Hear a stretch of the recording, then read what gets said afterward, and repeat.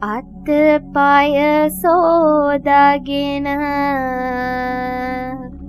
නාරක කෑමක් නොමගෙන හොඳ දෙයක් කෑමෙන සැරසෙන්න පාසලට යන මෙන